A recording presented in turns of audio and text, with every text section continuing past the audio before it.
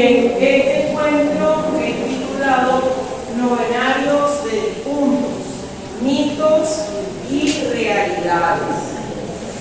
Yo quisiera que comenzáramos este taller el día de hoy escuchando brevemente qué conoce usted entre los mitos que encierra un novenario de difuntos, o esas leyendas, eso que se dice siempre. ¿Qué ha escuchado usted por ahí?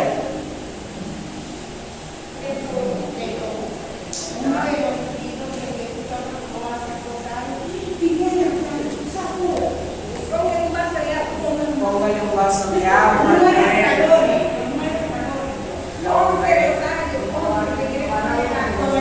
11 rosarios.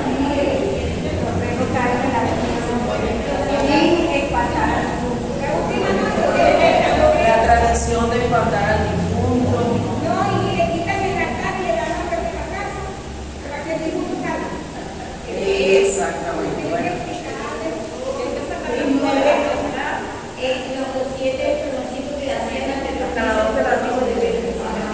Para que se llevara más rápido.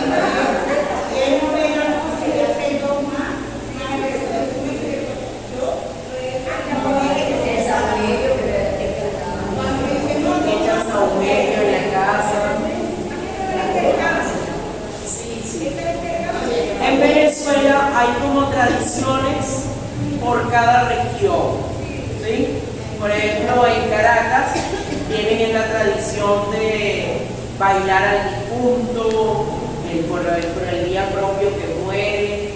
En Mérida tienen como ocasión de la muerte del difunto hacer un gran compartido de todo, llevan comidas, en sopas, sancochos. En fin, son maneras, son expresiones donde la gente ha querido manifestar de cierto modo su dolor o el dolor que vive. Y todo esto a lo largo del tiempo se ha ido convirtiendo en lo que llamamos la piedad popular. ¿Sí? Hay una piedad popular en hacer el llamado altar, pero toda esta piedad popular debe ser purificada y debe ser evangelizada. Y por eso el propósito de este encuentro, les cuento brevemente cómo nació este taller. Cuando estaba en mi primer año del seminario, nos mandaron a hacer un trabajo, una materia sobre cómo evangelizar la piedad popular. Entonces, cada uno tomaba una piedad popular que quisiera y daba una propuesta. Bueno, entonces a mí me llamó mucho la atención esto de los novenarios de difuntos. ¿Por qué? Porque un año antes de entrar al seminario se había muerto una tía y yo me encargué íntegramente de los 9 días de oración. Pero allí ya le fui añadiendo lo que les voy a proponer el día de hoy. Es una propuesta que es bien interesante porque es una manera de ayudar a los familiares en el proceso de la muerte. Bueno, entonces presenté mi trabajo y el padre Rubén ese, cuando lo leyó, le encantó, saqué 20 y me dijo: ¿tú me das permiso de imprimir este trabajo y dárselo a todos los rezanderos de mi pueblo? Él está en Montalbán. Y entonces yo le dije: sí, padre, está bien. Y después me dijo: Edison, monta un tema, monta una charla acerca de este tema porque es sumamente necesario e importante para nuestras comunidades. ¿Sí? Y bueno, entonces la primera vez que di este taller fue en Montalbán y esta es la segunda vez que lo voy a dar aquí en Huila. Cuando lancé el flyer, todo el mundo me escribió de otras parroquias: ay, eso lo tienen que dar en todas las parroquias. Y es verdad, porque es un tema que está allí y siempre va a ser de utilidad, porque siempre van a haber muertos. ¿Es así o no es así? Todos los días se va a morir alguien. Entonces tenemos bastante trabajo. ¿Quiénes aquí han tenido la experiencia de hacer un novenario? Levanten la mano. Ah, casi todos, ¿verdad? Muy bien. Entonces lo primero que vamos a decir es que no somos rezanderos, somos misioneros. Anote eso, no soy rezandero, soy misionero. Eso de que ahí viene el rezandero, no, yo no soy rezandero, yo soy misionero. Exacto, servidores o misioneros. No se ve bien ahí la letra, tenía que ponerlo formal. Pero miren lo que dice San Agustín. Una lágrima se evapora, una rosa se marchita, solo la oración llega hasta Dios. San Agustín. Una lágrima se evapora, una rosa se marchita, solo la oración llega hasta Dios. Qué bonita esta frase que nos va introduciendo en el propósito de los novenarios, que es la oración. Una lágrima se evapora, una rosa se marchita, solo la oración llega hasta Dios. Entonces, ¿qué es un novenario? ¿Qué es un novenario? Es una devoción que se reza durante 9 días para obtener una gracia especial. Una de estas intenciones puede ser el eterno descanso de un difunto. Entonces el novenario no es solamente para los difuntos, sino que también dentro de la iglesia hacemos novenario en preparación a una fiesta, ¿sí? O sea que tiene una doble finalidad de oración. O sea, yo puedo hacer un novenario, por ejemplo, ¿qué le voy a ofrecer yo esta novena a la Virgen del Rosario este año? ¿Qué le voy a pedir? Virgen del Rosario, te voy a hacer la novena para que tú me concedas el hombre de mi vida, la mujer de mi vida. San Antonio de Padua, te pongo de cabeza 9 días. Entonces la novena, el novenario, es una devoción para pedir alguna intención de oración. Entonces es un término que debemos tener también claro.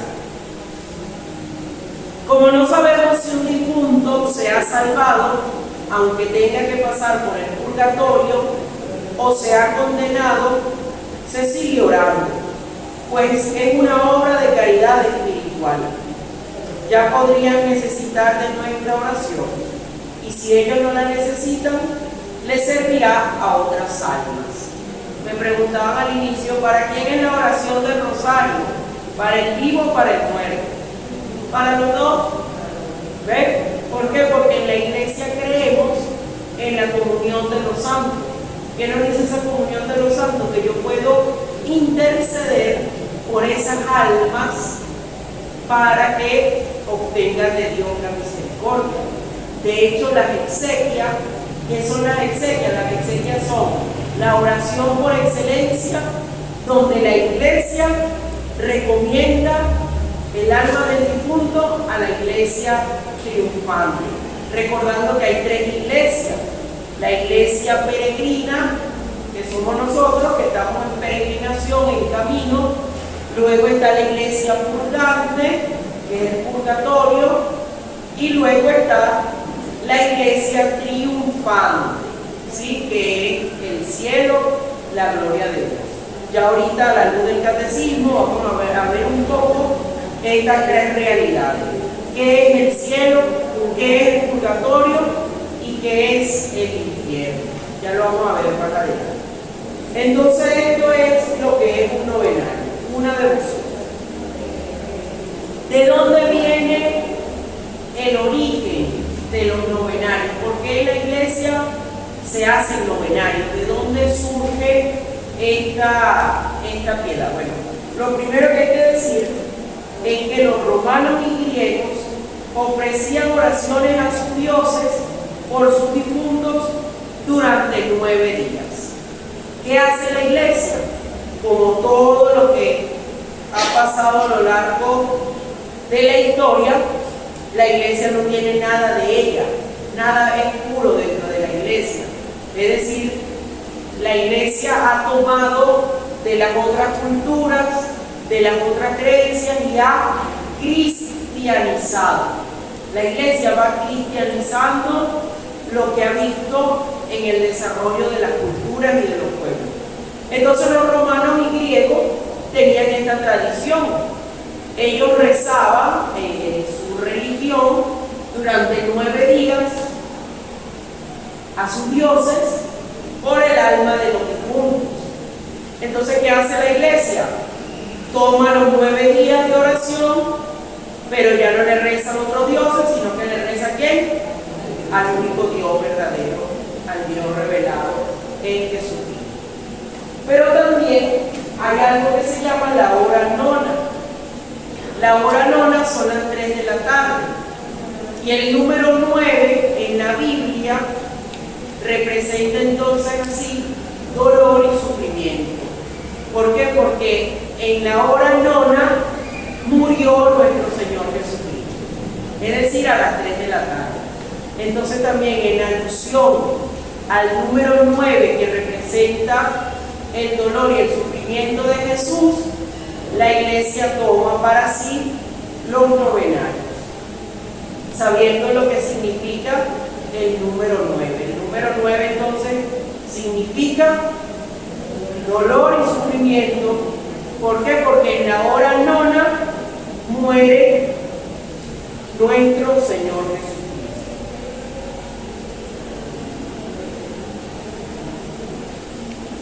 Bueno, un poco de los orígenes bíblicos del novenario lo encontramos en Hechos de los Apóstoles, capítulo 1, versículo 4.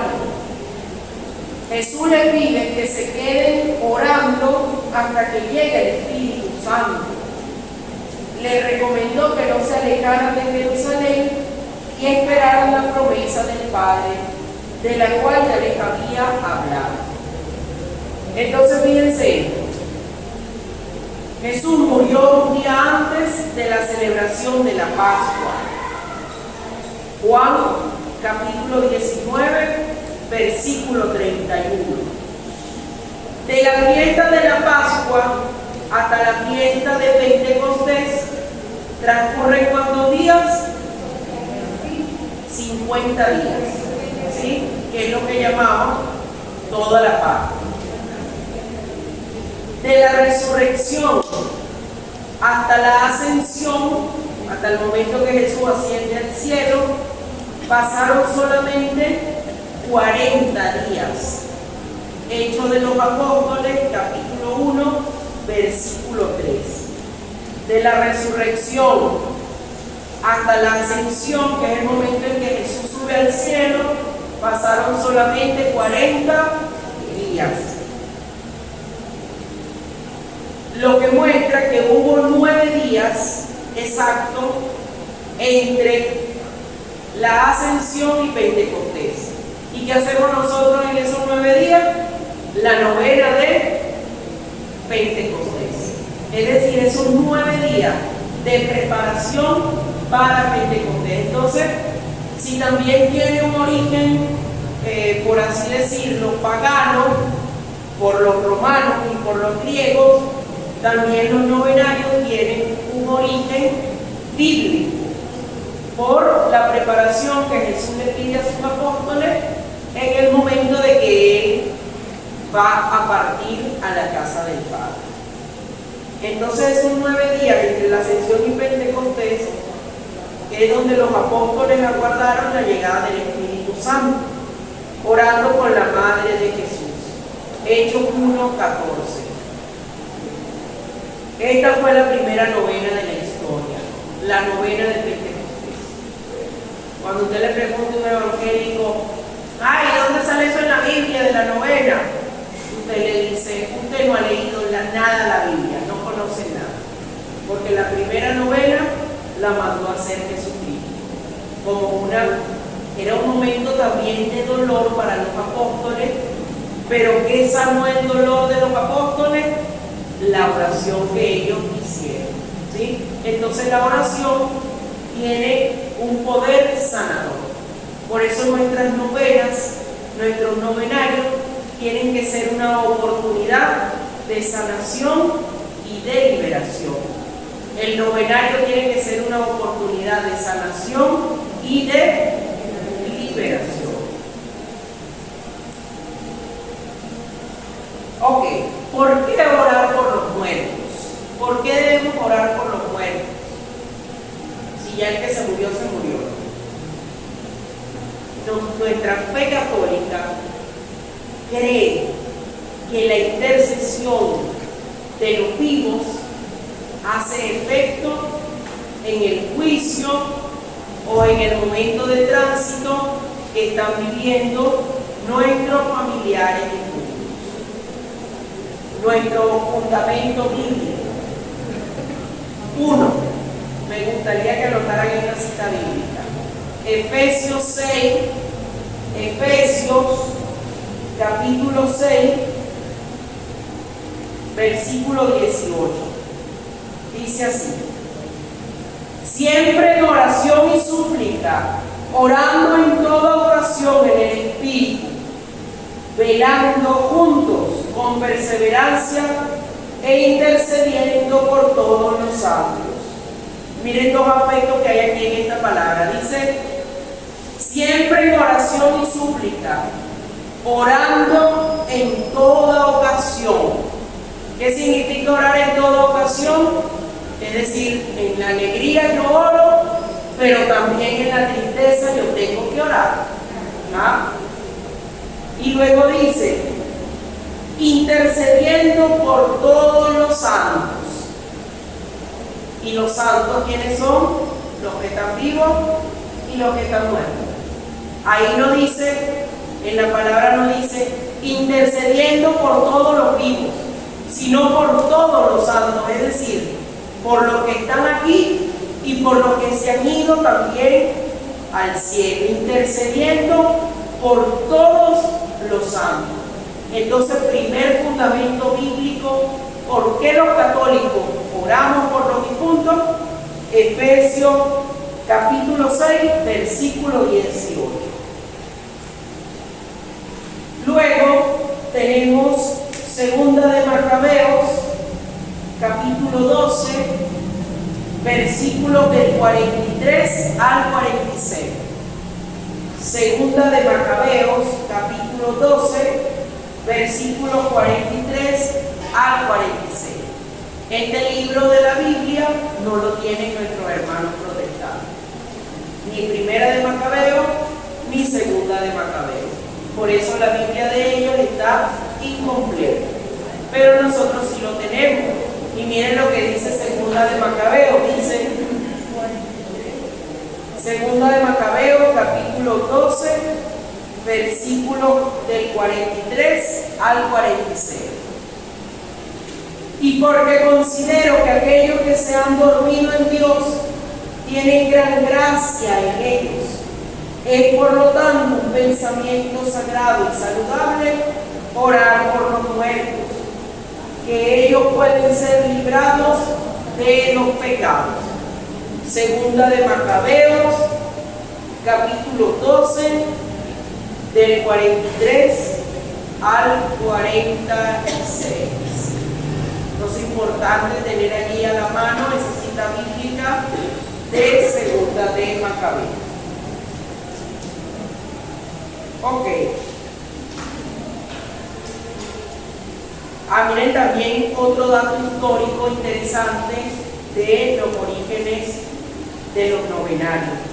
Existían algo que se llamaban las catacumbas en los primeros cristianos, que eran como los lugares donde sepultaban a los difuntos. Y dice, en las catacumbas o cementerios de los primeros cristianos hay aún esculpidas muchas oraciones primitivas, lo que demuestra que los cristianos de los primeros siglos ya oraban por sus muertos. Del siglo II es esta inscripción que dice, oh Señor, que está sentado a la derecha del Padre, recibe el alma de Nectario, Alejandro y Pompeyo, y proporciónales algún alivio. Tertuliano, en el año 160, dice: cada día hacemos oblaciones por los difuntos. San Juan Crisóstomo, en el año 344, dice: no en vano los apóstoles introdujeron la conmemoración de los difuntos en la celebración de los sagrados misterios. Sabían ellos que esas almas obtendrían de esta fiesta gran provecho y gran utilidad. Entonces, ya desde los orígenes de nuestra iglesia, desde el cristianismo primitivo, ¿qué sucede? Hay un interés para orar por nuestros familiares y amigos. Entonces ahora vamos a entrar en la praxis. 9 días para presentar y enamorar de Jesús. Recordando que usted no es un rezandero, usted es un misionero. Dígalo conmigo: yo no soy un rezandero, soy un misionero. Amén. Es decir, es un enviado de Dios para proclamar la maravilla de Jesucristo en todo momento y a toda hora. Pero antes de entrar a la praxis un poco, quisiera que viéramos estas 3 realidades del cielo, el purgatorio y el infierno, a la luz del catecismo de la Iglesia Católica. Siempre hay dudas sobre estas realidades, son lo que llamamos en la teología realidades escatológicas. ¿Qué significa realidades escatológicas? Que están más allá de lo que yo sé. Es decir, son realidades sobrenaturales, ¿sí? Entonces miren lo que nos dice el catecismo de la Iglesia Católica acerca del cielo. Vamos a hablar primero de lo más bello y lo más grande que existe, que se llama el cielo. Los que mueren en la gracia y la amistad de Dios y están perfectamente purificados, viven para siempre con Cristo. Son para siempre semejantes a Dios, porque lo ven tal cual es. Es decir, primero, el cielo es el lugar donde entran las personas perfectamente purificadas. Los amo. ¿Y qué es el cielo? El cielo no es lo que dicen los testigos de Jehová, un poco de animalitos y yo voy a estar abrazando un oso, un paraíso. No. El cielo es una realidad, es un estado principalmente, un estado del alma, donde yo voy a ver a Dios tal cual es. ¿Y saben cómo es eso de ver a Dios? Quedarse así, Dios, con la boca abierta y con 2 huecos aquí en los pulmones, recibiendo toda la luz y toda la gracia de Dios. Y entonces tú vas a querer voltear. Ay, mira, por allá está Carmen. Tú vas a querer voltear para saludar a Carmen.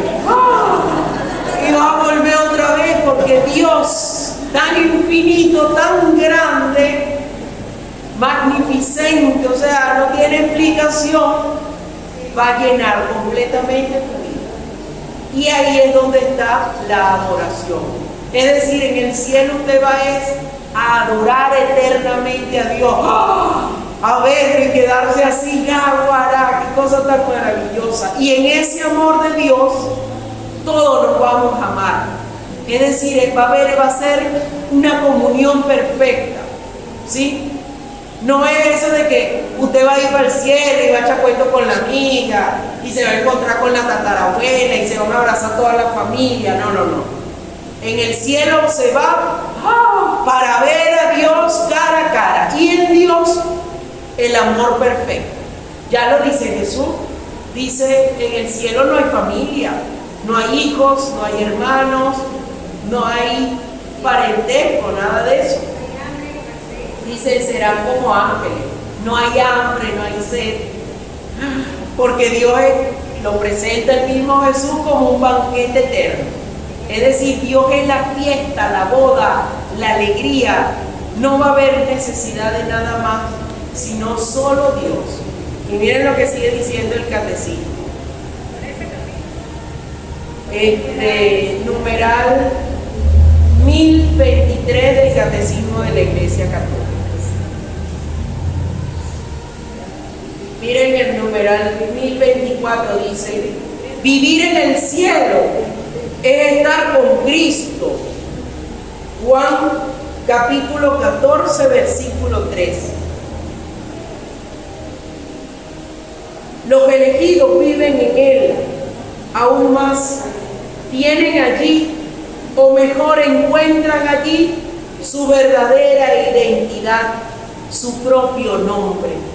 Es decir, tu propio nombre, tu verdadera identidad se descubrirá en el cielo, cuando estés cara a cara con Jesús. Como dice la canción tan hermosa, solo déjame mirarte cara a cara, y que pase mucho tiempo y que nadie diga nada. No te quiero hacer pregunta, solo una petición, y si puede hacer a solas, mucho mejor. No me importa el color de la corona que me vas a dar, solo déjame mirarte cara a cara. Díganme ustedes si no provoca ya el cielo, ¿verdad? Luchar, inaguará, llegar allá, ver a Dios. ¿Tú sabes lo que es eso? Ver a Dios tal cual es Naguará, toda la vida. Por su muerte y resurrección, Jesucristo nos ha abierto el cielo. La vida de los bienaventurados consiste en la plena posesión de los frutos de la redención realizada por Cristo, quien asocia a su glorificación celestial a aquellos que han creído en Él y que han permanecido fieles a su voluntad. El cielo es la comunidad bienaventurada de todos los que están perfectamente incorporados a Él. En la gloria del cielo, los bienaventurados continúan cumpliendo con alegría la voluntad de Dios, con relación a los demás hombres y a la creación entera. Ya reinan con Cristo, con Él. Ellos reinarán por los siglos de los siglos.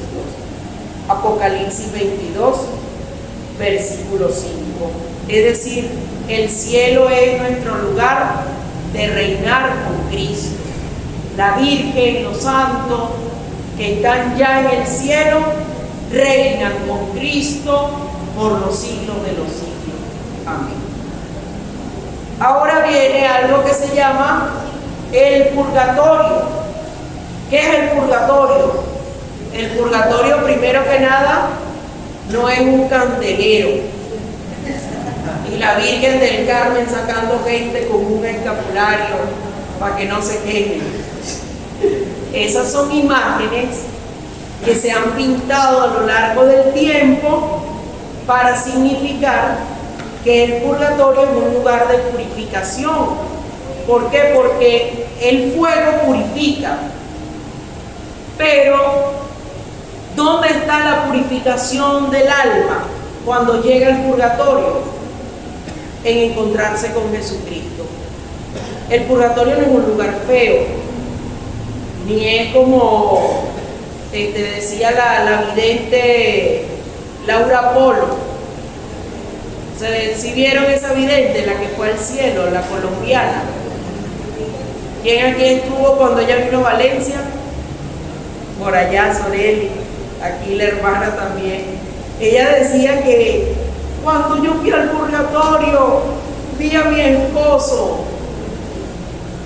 ¿Y saben dónde estaba el esposo? Purgándose, purificándose. purificándose, pero en una piscina de semen, por todas las eyaculaciones que él había tenido fuera del matrimonio. Es como cruel, ¿verdad?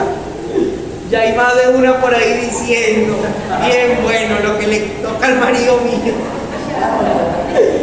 Ella dice eso, que ella vio, o sea, que la purificación del alma de su esposo era a través de los mismos pecados que él había cometido. Bueno, eso es una visión errónea, exagerada de lo que es el purgatorio. Sí, en el purgatorio hay una purificación del alma, pero ¿cómo es esa purificación? Dicen los teólogos que es el encuentro con Jesucristo. Que cuando Jesucristo le muestra a tu alma las llagas y las marcas de la cruz, tú vas a llorar internamente. Y ahí va a ser tu purificación, porque tú vas a decir, ¿por qué no le correspondí? ¿Por qué no lo hice mejor? O sea, será el encuentro con Jesucristo lo que nos va a purificar. El poder que cuando tú llegues al purgatorio, el purgatorio es la antesala al cielo, ¿sí? Como cuando te vas para una casa, lo sientan en la sala, no lo pasan de una vez para el cuarto, ¿verdad? ¿Ah? Aunque ahora la visita de los novios, ay no mamá, vamos a ver una película en Netflix, ¿ah? Y lo pasan directo para el cuarto. Pero no, lo normal es que tú vayas a una casa y te sientes en la sala, te den un cafecito, ¿sí? Una galletita. Después, cuando usted tiene más confianza, a usted a lo mejor lo pasan a una habitación, a sentarse a hablar, pues. ¿Me entiendes? O al comedor, exacto. Comadre, venga acá, ayúdame a hacer café. Pero primero es en la sala. Bueno, el purgatorio es como la sala del cielo. El purgatorio es el momento de la espera. También cuando vamos al lobby de un hotel, el lobby es bonito, el lugar de entrada, ¿sí? Eso es el purgatorio. Es el encuentro del alma con Jesucristo. Y será el ver a Jesucristo llagado, crucificado, lo que purificará el alma. Santa Teresa de Jesús, ella vivió su purgatorio aquí en la tierra. Ella un día entró a una habitación, vio un cuadro de Jesucristo llagado y ella empezó a llorar amargamente. Y se tiró en el suelo y ahí duró horas y diciéndole a Dios, ¿por qué yo no he respondido a un amor tan grande como el que tú me has dado al dar la vida por mí? Entonces eso es lo que es el purgatorio.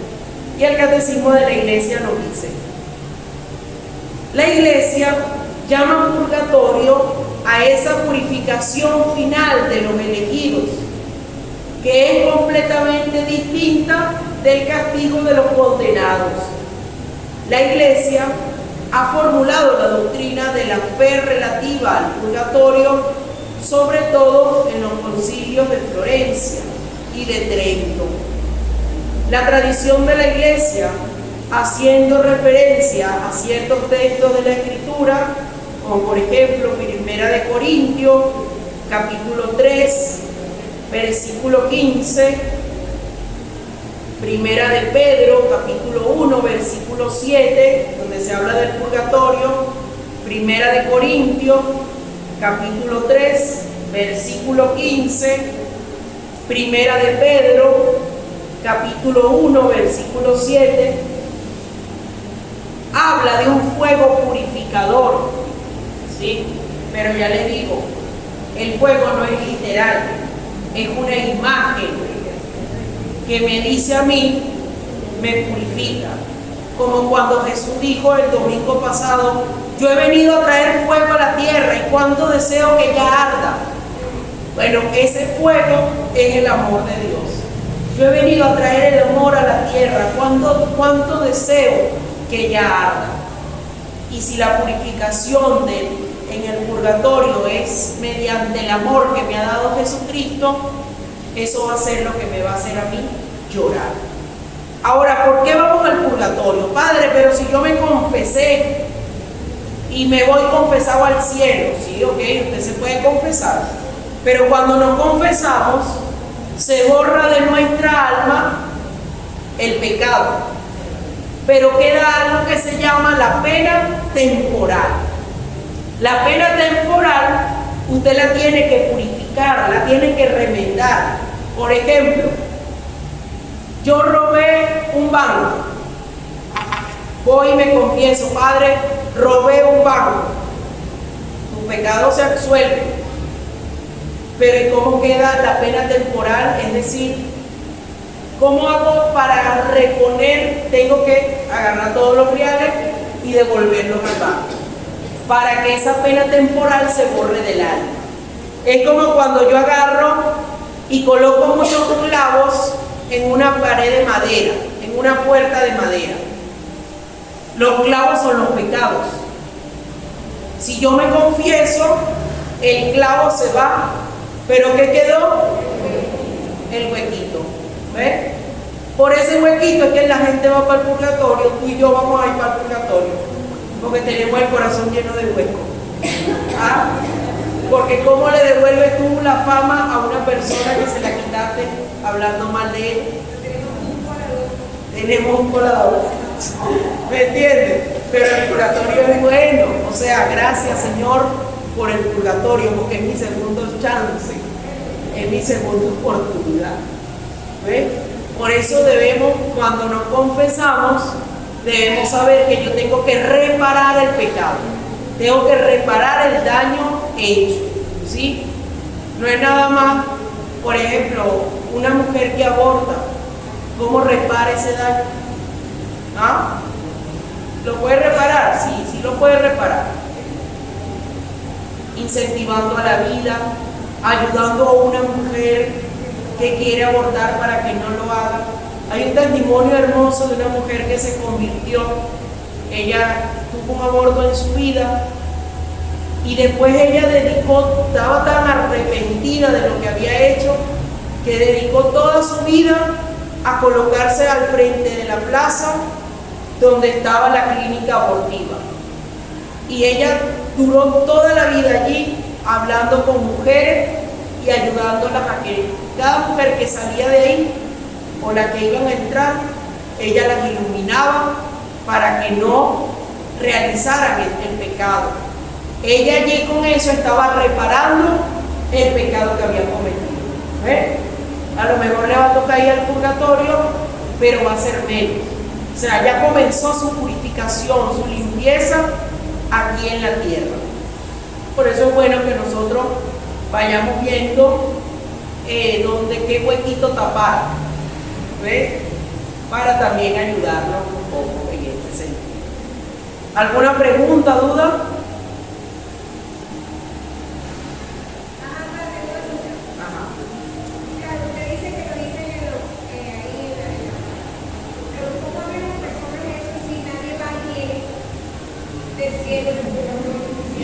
Bueno, muy buena pregunta, bueno, porque hay algo que ella dice, que cómo la iglesia sabe todo esto, de que el purgatorio es así, el cielo es así. No es preciso, es decir, tal, pero tenemos algo que se llama la revelación de Cristo. Cristo le ha revelado a su iglesia a través del Espíritu Santo, a través de las Sagradas Escrituras, cómo son estas realidades sobrenaturales. Nosotros en fe las aceptamos y creemos, ¿ves? Pero ahí es donde entra el elemento de la fe. O sea, yo no tengo que ir y corroborar el cielo. Usted lo va a vivir, lo va a experimentar, lo va a gozar, lo va a disfrutar cuando usted llegue. ¿Ves? Como decía, había un filósofo que decía, es mejor creer en Dios, porque imagínate que cuando te mueras llegue y exista. Eso lo decía un filósofo en su pensamiento ateo. Nosotros estamos convencidos del Dios vivo, pero él decía, yo a veces prefiero creer en Dios, porque imagínate que llegue al cielo y exista. ¿Me entiendes? Entonces, Y para que eso, sacerdotes, ellas viven del cielo. Entonces uno que se llevó una vez un burro, y tú dejabas entrar a él, entraba el burro, entonces el sacerdote echaba el pelo. claro, o sea, El burrito con él también, porque se murió con él. sí, ya ahí son analogías, pues son como metáforas. Pero lo que sí nos dice la doctrina es eso: el cielo es ver a Dios cara a cara, el purgatorio es la purificación del alma, y luego la última realidad es el infierno. ¿Qué nos dice el catecismo de la Iglesia Católica? Dice: salvo que elegimos libremente amarle, podemos estar unidos con Dios, pero no podemos amar a Dios si pecamos gravemente contra Él, contra nuestro prójimo o contra nosotros mismos. Quien no ama permanece en la muerte. Todo el que aborrece a su hermano es un asesino. Y sabéis que ningún asesino tiene vida eterna permanentemente en él. Primera de Juan, capítulo 3, versículos 14 al 15. Nuestro Señor nos advierte que estaremos separados de Él si no omitimos socorrer las necesidades graves de los pobres y de los pequeños que son sus hermanos. Entonces, ¿qué es el infierno? Mientras que el cielo es estar eternamente con Dios, ver a Dios, disfrutar de Dios, de su misericordia, de su amor. Jesús dice que es como una gran fiesta. El infierno es todo lo contrario, es la ausencia de Dios, es no tener paz. Pero ¿de dónde? O sea, el infierno no es que está el diablo esperando a la gente con un tenedor para pincharlo y tú lo vas a encontrar y ¡ah, el diablo! Y el candelero y la quinta paila del infierno, donde está Chávez. No, eso no es. ¿Dónde está Chávez, Hitler, Fidel Castro, toda esa gente? No, eso no es. Como les digo, son imágenes que la catequesis, la evangelización de la iglesia ha ido diseñando para poder tener una visión de lo que es, o sea, es como algo catastrófico.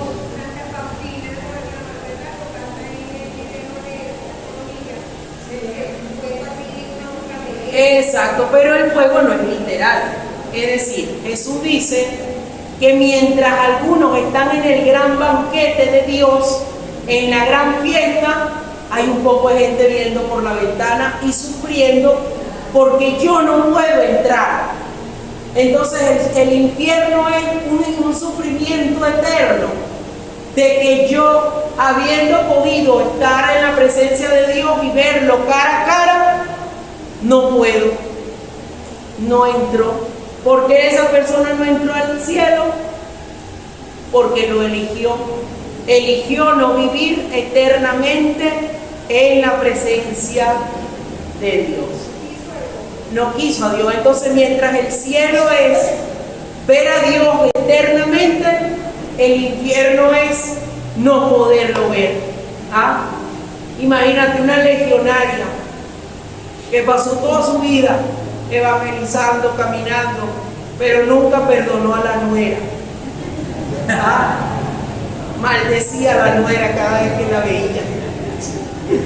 Y por eso se condenó.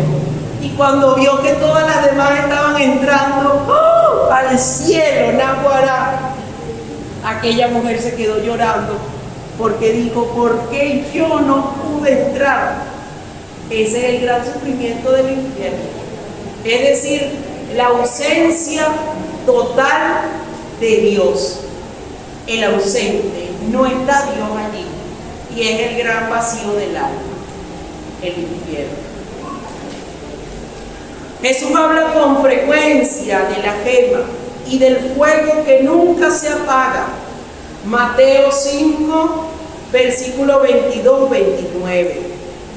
Reservado a los que hasta el fin de su vida rehúsan creer y convertirse, y donde se puede perder a la vez el alma y el cuerpo.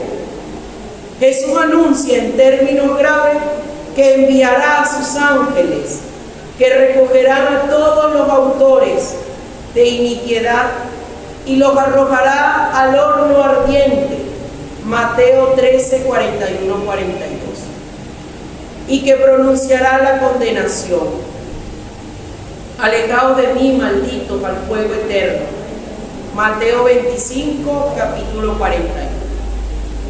Cuando Jesús habla del fuego, y aquí el fuego no es purificador como el fuego del purgatorio, sino que es el fuego que extingue, es decir, que desaparece. Ya no hay chance más de No. Pero si el purgatorio sí tiene chance para hacer. En el purgatorio la meta es el cielo. O sea, en el purgatorio, todo el que esté en el purgatorio está feliz, está contento, porque sabe que su siguiente estación es el cielo. Pero el que está en el infierno no. Ahí se quedó. Ahora bien, va directo, claro. Ahora, para que un alma vaya al infierno, tiene que ser que ha rehusado, o sea, lo ha decidido, no convertirse, no aceptar esa misericordia de Dios. Claro, pero no es Dios, no manda a nadie va al infierno porque Dios lo manda. Es la elección de la persona, o sea, es un corazón que se ha cerrado a creer.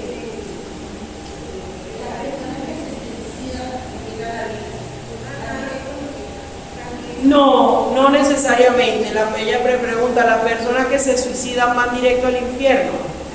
Antes se creía eso, pero la mayoría de las personas que se suicidan es por un problema mental, por una afección psicológica. ¿Ven? Una carencia de Dios. Claro, entonces allí el juicio le queda a Dios. Dios que sabía la enfermedad de esa persona. Y cuando una persona, para que algo sea pecado mortal, tiene que tener tres cosas. Uno, pleno consentimiento. Yo tengo que tener plena conciencia de lo que estoy haciendo. Segundo, deliberado consentimiento, es decir, yo lo quiero hacer. Y tercero, toda la voluntad, y además saber que es materia grave. Entonces tú, por ejemplo, vamos a pasarlo por el filtro, vamos a ver. María se suicidó. Las tres cosas para que el suicidio sea pecado mortal. Tiene pleno consentimiento. Ella está consciente de lo que está haciendo. No sabemos por qué era esquizofrénica. Entonces, si era esquizofrénica, ya no tenía pleno consentimiento. ¿Ve? Ahora, ¿es materia grave? Sí, quitarse la vida es una materia grave. O sea, es pecado en sí. Pero la persona no tenía la libertad plena para elegir. ¿Ve? Ahora, si es una persona que está en sus tres facultades, tiene pleno consentimiento, tiene su voluntad exacta, entonces sí es pecado. ¿Ve? ¿Ah? Sí. Claro, ahí, o sea, no podemos decir todo el que se suicida va al infierno. Eso queda en la misericordia de Dios. Solo Dios sabrá qué tendría esa persona en su vida. Claro.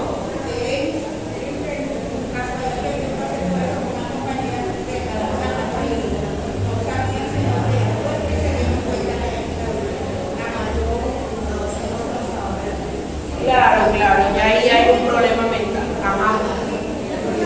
Vamos a escuchar aquí.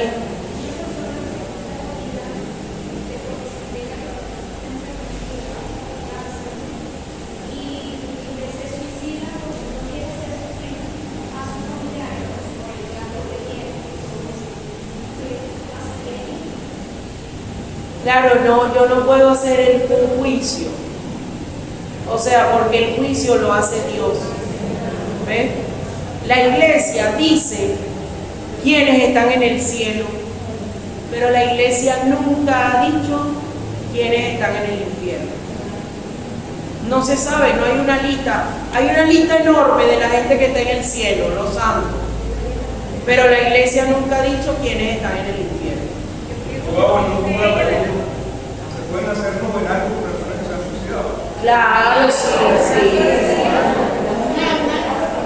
Buena pregunta. Claro, esa persona necesita la oración. Como les digo, o sea, en nosotros no está el condenar. O sea, eso le queda a Dios, el juzgar en su misericordia.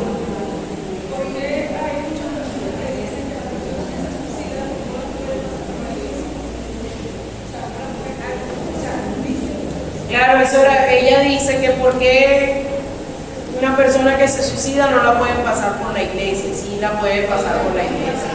Es que antes, o sea, se había satanizado eso, ¿ve? Pero porque no sabíamos, la iglesia no había comprendido que hay personas que se suicidan por problemas mentales, ¿ve?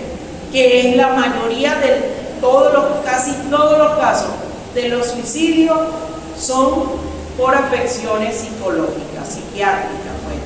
Entonces, claro que sí, todos pueden pasar por la iglesia al morirse, pues. O sea, la iglesia es la casa de todos.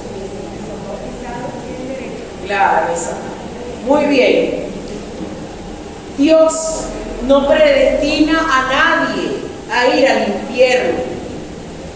Para que eso suceda es necesario una aversión voluntaria a Dios, un pecado mortal, y persistir en él hasta el final. En la liturgia eucarística y en las plegarias diarias de los fieles, la Iglesia implora la misericordia de Dios, que quiere que nadie perezca, sino que todos lleguen a la conversión. Entonces, Dios no quiere que nadie vaya al infierno, que nadie se condene. Al contrario, quiere que todos los hombres se salven y lleguen al conocimiento de la verdad. Pero es la persona quien elige quedarse obstinada en el mal, condenarse, ¿ves? O sea, el infierno entonces es así una elección de cada persona que eligieron eso, pues. Ahora también en el último momento mucha gente se arrepiente. Por falta de conocimiento. ¿Ah? Por falta de conocimiento. Claro, pero mucha gente se arrepiente en el lecho de muerte, le piden perdón a Dios, o piden a un sacerdote, y todo eso les va a contar. O sea, Dios está esperando nada más un Señor, perdóname, porque su misericordia es ilimitada.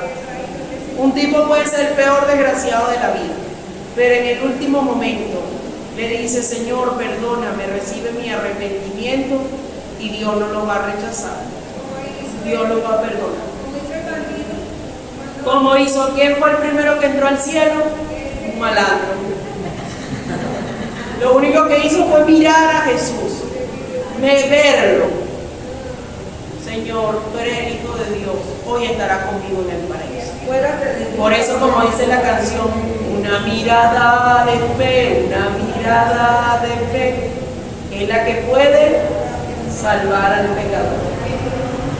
Ok. Entonces, hay un juicio final, pero antes del juicio final hay un juicio particular. Es decir, ¿qué sucede con una persona apenas se muere? Apenas se muere, inmediatamente el alma va al juicio en Dios. Ese se llama juicio particular. Ese es el juicio particular. Pero eso es inmediato. No es que el alma queda rondando por ahí, que si lo vieron penando. No. Si usted está viendo gente penando, vaya al psiquiatra.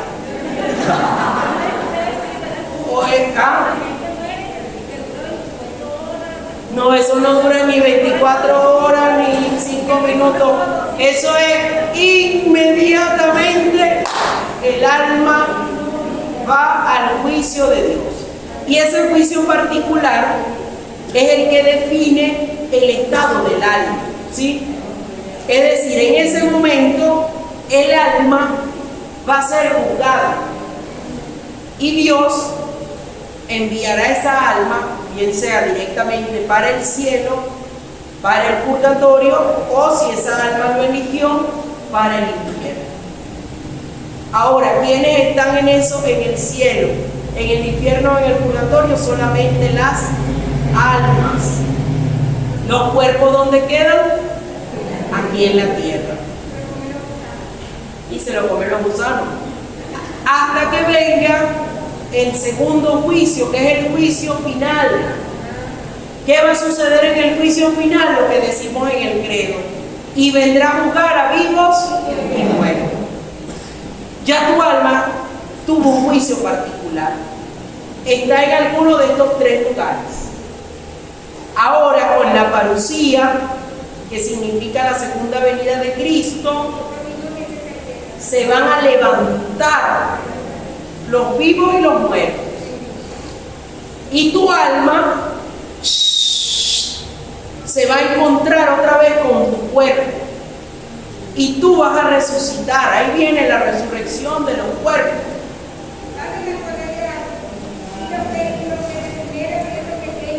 Ah, ya voy a responder a eso. Ella me dice, los que queman. Yo antes pensaba, bueno, imagínate la señora aquella que lanzaron al mar.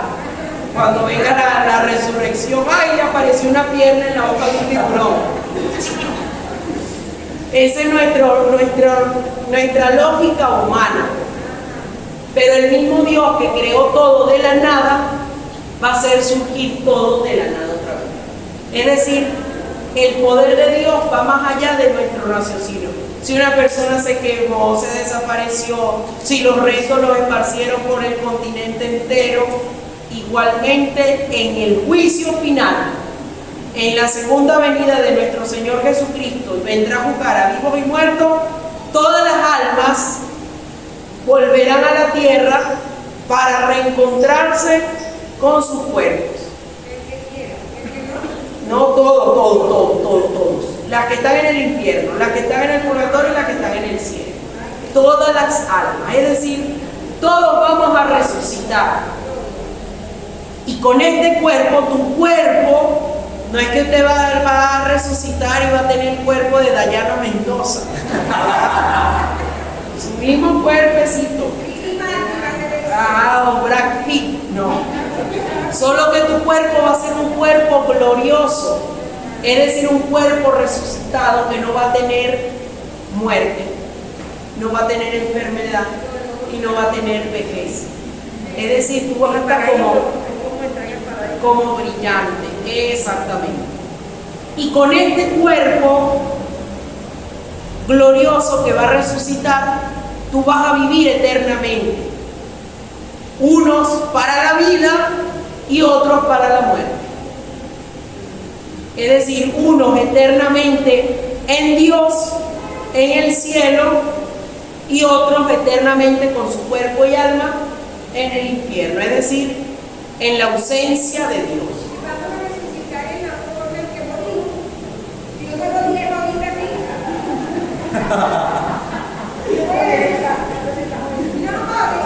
No, vamos a resucitar gloriosos.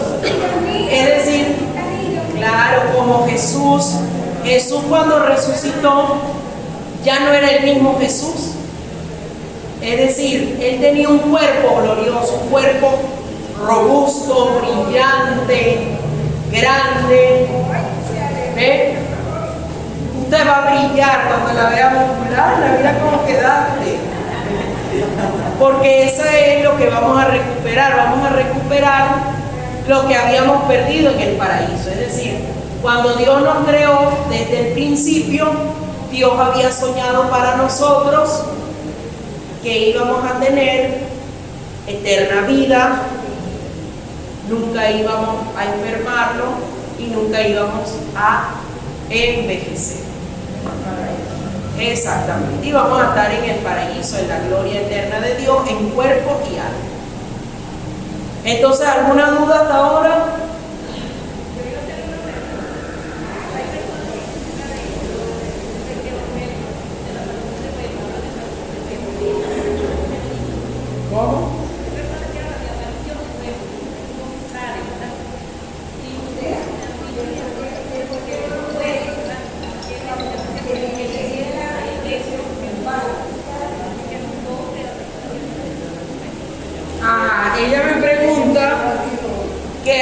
personas que aparecen después de muerta. ¿Sí? Les tengo una noticia. Nadie aparece después de muerta. Ay, pero padre, yo vi a mi abuelita igualita. Seguro era un demonio, pero no era su abuelita. Es decir, aquí en la tierra, en medio de nosotros, aquí en la tierra, hay demonios, sí, hay presencia sobrenatural entre nosotros, sí, que son los que llamamos los ángeles y los demonios. ¿Ven? Pero el alma humana no. El alma humana apenas muere, estoy en una charla, el alma humana apenas muere, va al juicio de Dios. Y de ahí no sale ni baja, ni a dar, ni a pedir permiso, ni a comunicar nada. Nada de nada. Ni a decir dónde dejó enterrar la herencia. Ah, díganos. ¿Cómo queda esa alma? O el estado del alma de las personas por lo menos que practican brujería, que practican todo ese tipo de rituales, hechicería? Antes de esa persona que murió, el alma queda como, queda como está en el cielo y en una cosa. Claro, ahí no podemos hacer un juicio porque no sabemos la misericordia de Dios, pues. Si esa persona en el último momento de su vida se arrepintió, va al cielo.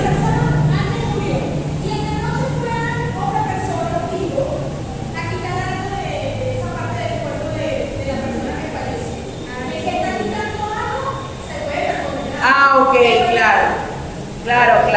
No, el pecado es para el que está quitando algo, pero el cuerpo queda ahí. O sea, el cuerpo ya es inerte. ¿Ve? Claro, el cuerpo tiene una dignidad, se le tiene que tener un respeto. Pero, por ejemplo, si entraron los paleros a hacer su marramucia con los huesos de algún muerto, es con los huesos y ya. Pero el alma de esa persona está intacta en alguno de estos 3 grados. En alguno de estos 3 estados del alma: cielo, infierno, purgatorio. No, no le afecta en nada. Padre, y esas personas que los matan, dicen que quedan penando, que quedan... Eso es un mito. O sea, las almas en pena son un mito. Nadie queda penando, nadie queda en el limbo. No. El alma inmediatamente muere para el juicio particular de Dios. O sea que cuando ella muere es su momento de morir. Porque muchas veces o nos mata o nos accidente o salimos de calle. Es un momento de morir. Todo el que muere, San Agustín decía, no todo es voluntad de Dios, pero nada sucede sin la voluntad de Dios.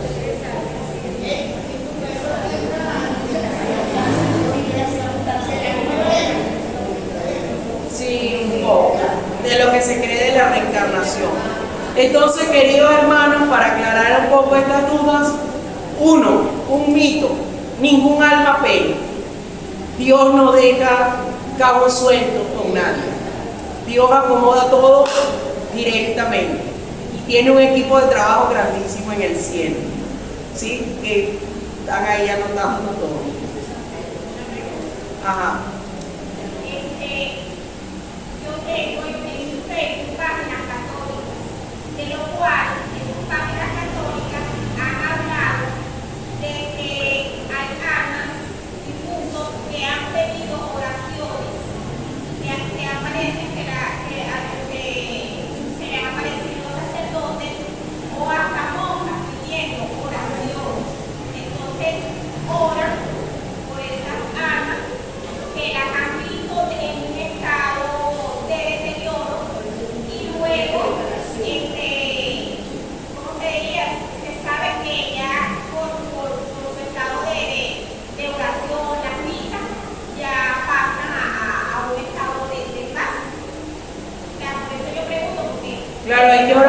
difuntos, pero ningún difunto, como les digo, tiene ya acceso al plano terrenal. Ya es otra dimensión, lo que se llama la dimensión preternatural, es decir, sobre lo natural. ¿Ven?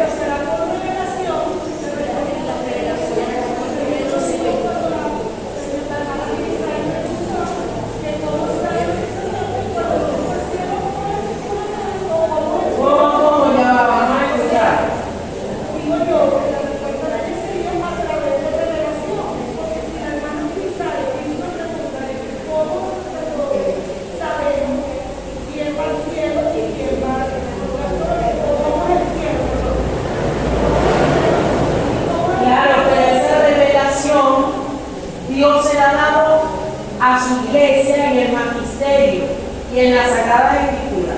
No hay otra revelación que la revelación de Cristo. Eso de que hay una revelación, pero se queda.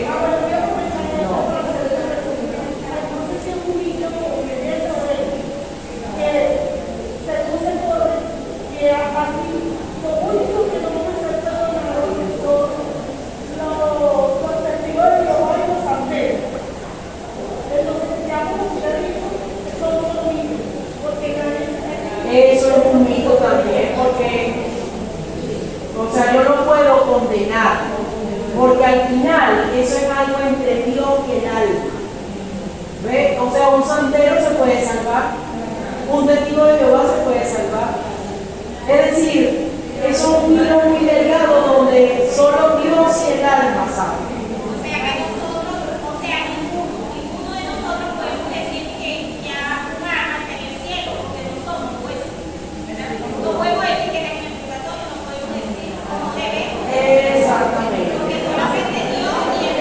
Solamente Dios sabe. La iglesia sí dice que Él está en el cielo, sus santos. Vamos a escuchar el de la hermana. Sería un pecado mortal hacer ese juicio, ¿verdad? Nosotros podemos decir quién va al cielo y quién va al infierno. Sería un pecado mortal si nosotros condenamos, ¿cierto? Sí. Entonces, para los hermanos separados, está cayendo un pecado mortal contra los beneficios que nosotros tuvimos en la primera iglesia condenada del fuego eterno. Sí, sí. Y por eso yo cuando hablo con un evangélico, yo le digo, no caiga en el pecado del juicio, porque está perdiendo su alma, creyendo que está haciendo algo bueno, está perdiendo tu alma. O sea, porque no nos toca ni siquiera la iglesia, con toda su primacía y con toda la autoridad que tiene de Jesucristo, de decir lo que ata en la tierra, quedará atado en la tierra, de lo que desate quedará desatado en el cielo. La iglesia no dice quién está condenado y quién está salvado. ¿Quién está salvado? Sí, los santos, por todo lo que ya sabemos que el estudio que se hace para definir si una persona está en el cielo, que es la santidad. Entonces no podemos nosotros tampoco caer en el juicio de quién se condena y quién se salva. O sea, eso se lo dejamos a la misericordia de Dios. Dios se encarga de eso. Usted trabaje por su salvación, ayude a un poco de gente y monten en el autobús para que vayan también para el cielo, pero no podemos entonces así decirlo, no podemos señalar. Muy bien, ¿alguna otra pregunta? Vamos a escuchar más.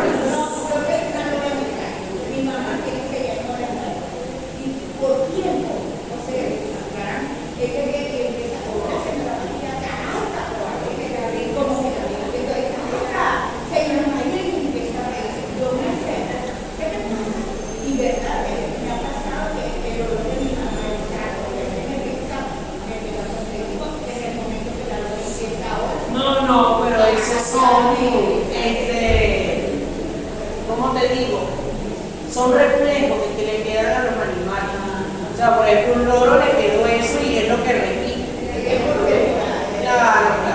Pero como les digo, o sea, no hay, los difuntos no se manifiestan. El que murió y está en la presencia de Dios. Ok, entonces vamos. Sobre la revelación. Vamos a los novenarios, a la práctica, y ya terminamos. Una revelación que sueña, que alguien lo ve en el sueño, que murió y que lo ve, y de verdad ese otro día o el siguiente día muere esa persona que murió. O sea, ¿cómo se llama eso? ¿Cómo se llama? Que tú sueñas con alguien y al otro día murió. Yo soñé cómo murió, o sea, de qué forma murió, y de nuevo esa persona de verdad muere de esa manera.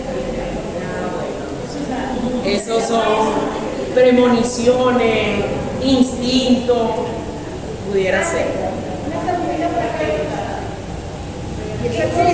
Ese asunto Sí. que dicen los que trabajan en esa cuestión de la juventud, dicen ellos que se comunican con el espíritu, que se les No, se comunican con el diablo. Después, la próxima charla que vamos a tener se va a llamar Ángeles y Demonios. Y allí vamos a aclarar un poco quiénes están en medio de nosotros. ¿Ves? Porque muchas veces son demonios.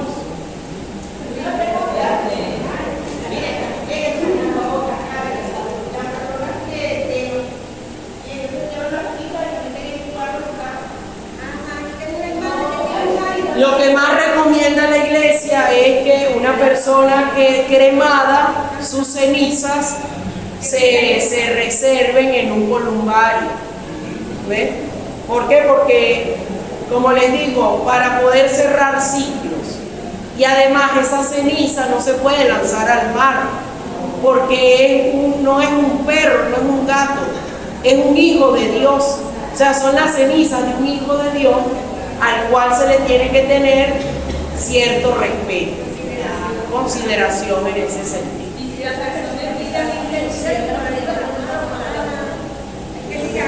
No, es que un vivo puede decir lo que quiera, pero quienes deciden son los que quedan vivos, ¿verdad?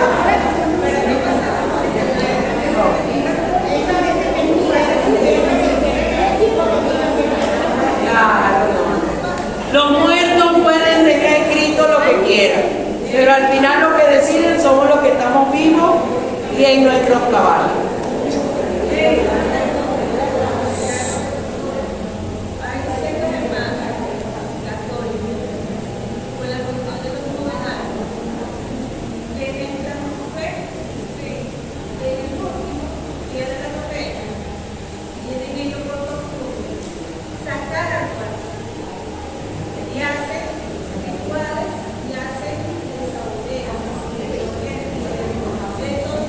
Claro, eso es lo que ya vamos a explicar aquí. Ok, entonces pasamos a la praxis, pero esta información es muy buena porque si usted es un agente, un misionero que trabaja con los novenarios de difuntos, usted tiene que conocer estas realidades también para dar respuestas claras de la fe, ¿sí?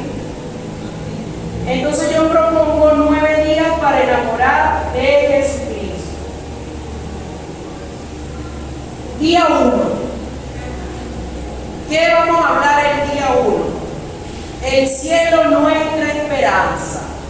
Vivir en el cielo es estar con Cristo. Es decir, en ese primer día del novenario, usted debe enamorar a las personas de lo grande del cielo.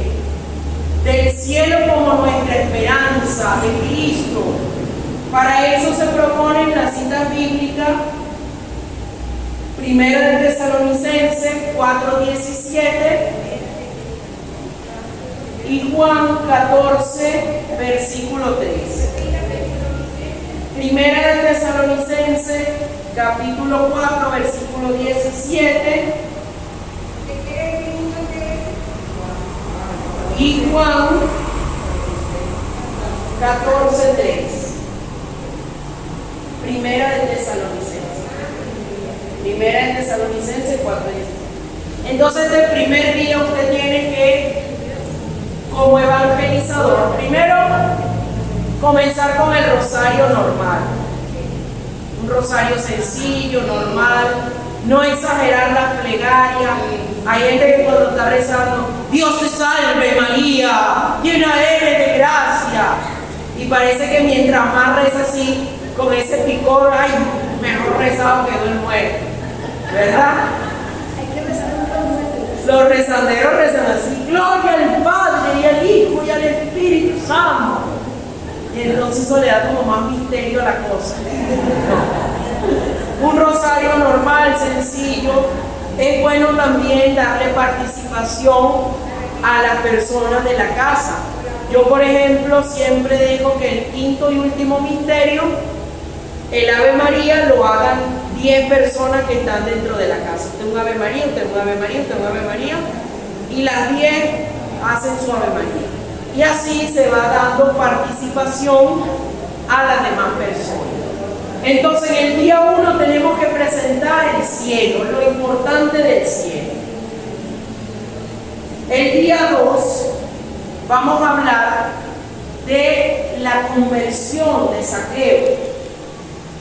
Luego que se termine el rosario, viene un momento de lectura de la palabra con las citas bíblicas que les di. Hacen una pequeña predicación, un conversatorio sencillo. La idea es dar pequeños tips, exacto, concretos, sin extenderse, claro, pero sigue la palabra de Dios pueda ser la que vaya sanando, la que yo vaya presentando.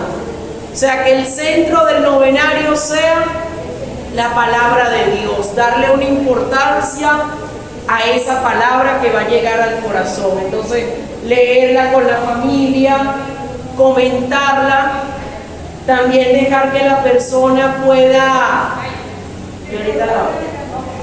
también dejar que la persona pueda hablar un poco, desahogarse, ¿sí?, acerca de esa palabra. Entonces, el día 2, la conversión de Zaqueo. Aparece ahí en Lucas capítulo 19, versículo del 1 al 10. Lucas capítulo 19, versículo del 1 al 10. Esta predicación debe ser desde el amor, de lo maravilloso de la conversión de Zaqueo. ¿Qué fue lo que convirtió a Zaqueo? Que Jesús lo trató como un ser humano. Le dijo: Zaqueo, voy a tu casa. Mientras la gente lo señalaba, Jesús lo amó, lo trató como humano. Entonces, ir suscitando en la comunidad, en el grupo familiar donde estoy rezando, lo bello de la conversión. En el día 3, el tema central es la fe. La fe, y allí se nos propone Marcos capítulo 5, versículos del 21 al 43. Marcos capítulo 5, versículos del 21 al 43. Lo bello de la fe, lo grande de la fe, a través de la historia de la mujer hemorroísa que tocó el manto de Jesús. Y en esa noche usted puede hacer una oración de fe en medio de las personas, algún canto. Es decir, queda la creatividad de cada misionero, cómo va a enamorar durante esos 9 días a esa familia. Usted tiene ahí una oportunidad de oro para evangelizar, para convertir corazones. Día 4, el perdón. Mateo 18, versículos del 21 al 35, hasta 70 veces 7. Y en este día 4, Mateo 18, versículos del 21 al 35. En este día 4 usted va a hablar del perdón, pero también del perdón familiar. Puede decirle a los familiares: perdónense. Si alguno aquí en esta casa, en este momento de dolor, tiene algo que pedir perdón, pida perdón. Pídele perdón también a tu familiar difunto. Si se fue y no te pudiste despedir o si se llevó algo en contra de ti, este es el momento, ese día 4 es el momento especial para enfocarnos en el perdón, para decir lo importante del perdón en medio de la familia. ¿Cuántas familias de esas que uno va a hacer novenario no están divididas a causa de ese perdón? Entonces, pedir el perdón. El día 4, el perdón. Mateo 18, versículos 21 al 35. El día 5, el tema es el amor de Dios en la cruz, la salvación. Juan capítulo 3, versículo 16.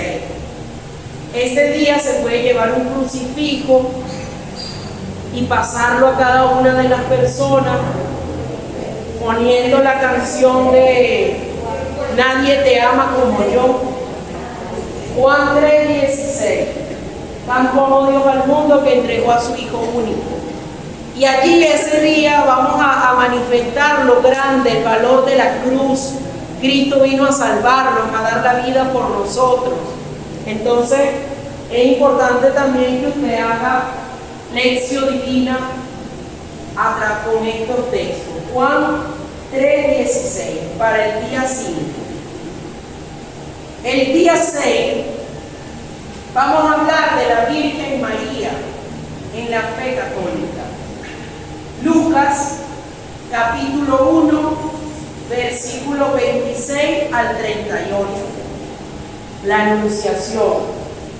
Lucas capítulo 1 versículo del 26 al 38. Es decir, este día usted va a hablar de la Virgen, lo importante de la Virgen María en medio de la historia de la salvación, que gracias a su sí nosotros tenemos a Jesucristo, el amor que le tenemos a la Virgen. Más adelante vamos a tener un encuentro de apologética mariana, cómo defender a la Virgen. El día 7 vamos a hablar de la oración cristiana. La oración cristiana, lo importante de orar. Pidan y se les dará, busquen y encontrarán, llamen y se les abrirá, porque todo el que pide recibe, el que busca encuentra, y al que llama se le abrirá. Ve que son textos bíblicos cortos, pero con un mensaje. Este día 7, la oración cristiana, lo encontramos en Mateo, capítulo 7, versículos del 7 al 8. Mateo, capítulo 7, versículos del 7 al 8. La oración, ahí usted va a impregnar del valor de la oración. La oración, como decía Santa Teresa, es hablar con Dios, es comunicarse con Dios, que debemos orar siempre. Día 8. Yo soy la resurrección y la vida. Primera de Corintios, capítulo 15, versículos del 3 al 4. Primera de Corintios, capítulo 15, versículos del 3 al 4. Primera de Corintios, capítulo 15, versículos del 3 al 4. Yo soy la resurrección y la vida. Y usted va a hablar de que todos vamos a resucitar, de que la muerte no es el fin, sino el encuentro con Dios, la prolongación de la vida. Es decir, vamos a dar esperanza en el día 8. Día 8. Y llegamos al famoso día 9. ¿Qué hago yo ese día 9? Para que la gente no haga el bendito altar. ¿Qué pasa? El altar no es algo malo, sino que aprovechan ese altar y entonces ponen cuanto muñeco de brujo tienen, que si Changoye, Mayaba, Barbayela, Siete Potencia, la Nimeta Guapire, la corte malandra, la corte india, la negra Matea, la negra Tibisay, Saca, Siki, hasta el reloj de pico y lo ponen en el altar. Entonces, ¿ah? Exacto, el altar. Veo una imagen rara y me lo mandan a acá. Claro, atención aquí, atención aquí. El altar no está mal porque además tiene una catequesis, es decir, que yo he ascendido y voy al encuentro de Dios. En el altar debe estar como primicia Jesucristo, el Sagrado Corazón de Jesús. No el muerto, no, el Sagrado Corazón de Jesús, porque vamos hacia Cristo. ¿Ven? O sea, la idea es que yo con estos 9 días de catequesis, de evangelización, donde yo me he convertido, todo aquello, yo voy hacia Jesucristo.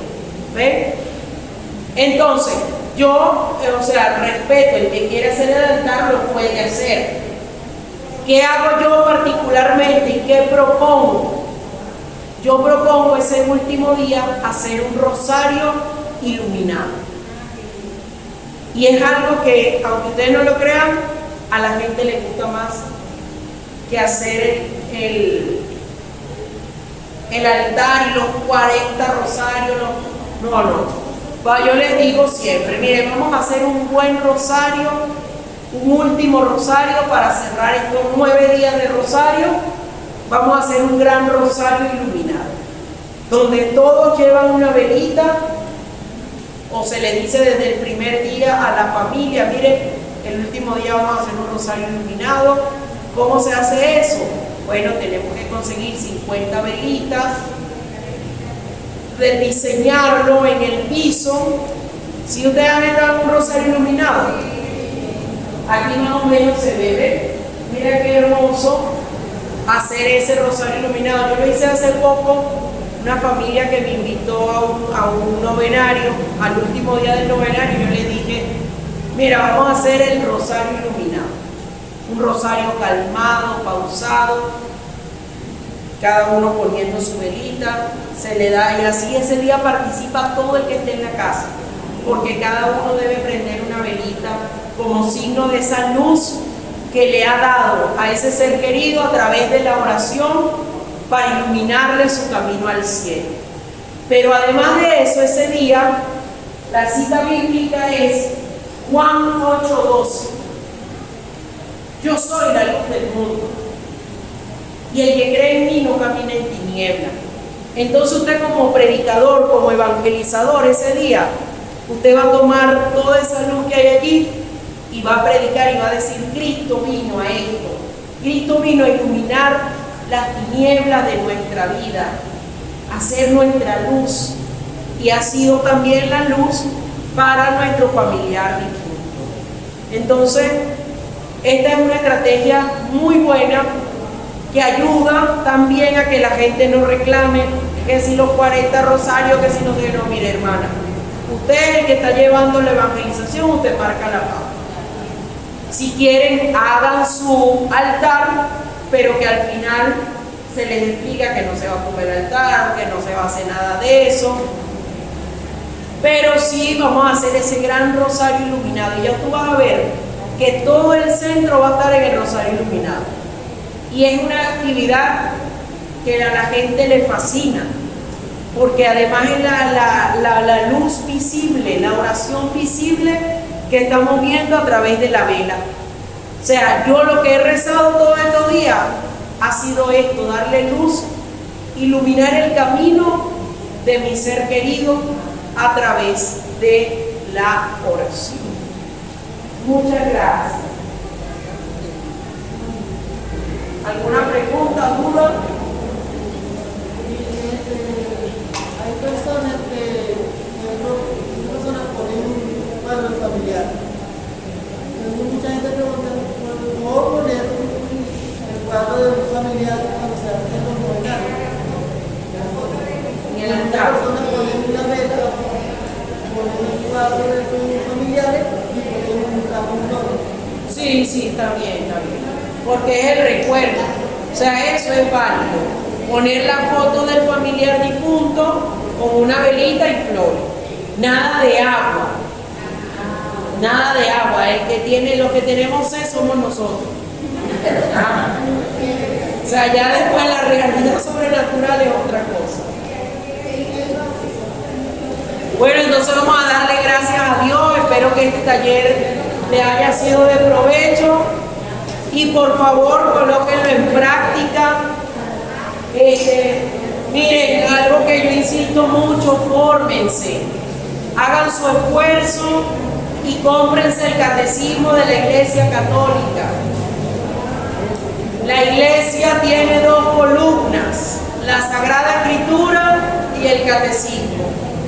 Los dos son sumamente importantes, ¿sí? Aquí en la librería usted puede apartarlo y lo va pagando poco a poco.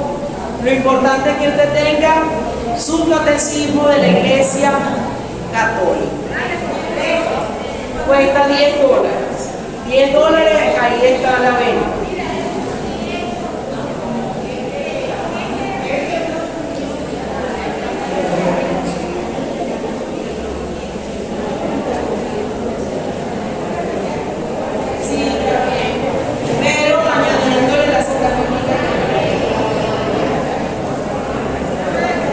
Miren, les pido, aleluya.